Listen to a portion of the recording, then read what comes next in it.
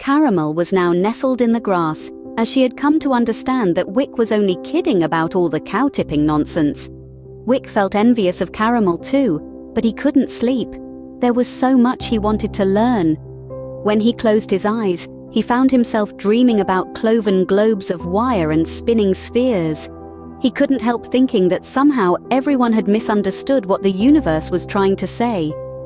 Quietly, Wick reached into his coat and pulled out a bottle wrapped up tightly in brown paper, Australian Shiraz.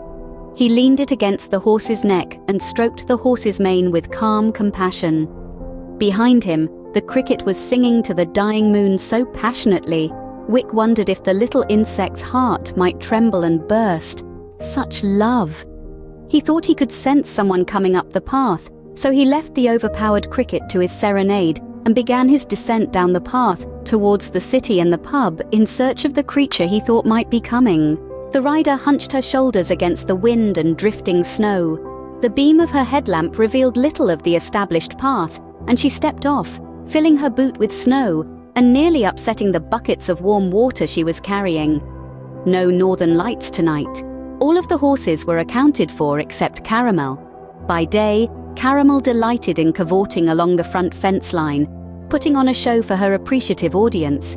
Many neighbors had called to ask permission to feed the friendly chestnut mare either carrots or apples, which Caramel took very gently when they were proffered. She was an excellent ambassador for her species. Probably had her fill of handouts today, and now sleeping it off. The rider wasn't concerned, knowing that Caramel, more than any other being, was quite capable of looking after herself.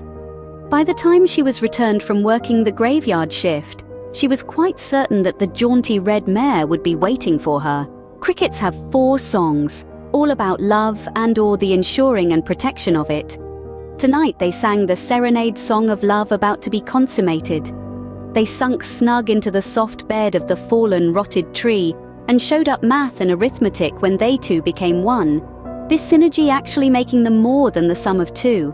Rounded life was the symmetry of yin and yang together blending and swirling about one another, and so they made their world go round with love.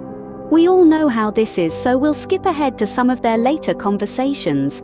Crick had related his conversations with Wick to her, and that he had gone down the road, also telling of the graceful red mare, its rider, and the northern lights. Make the background music, love.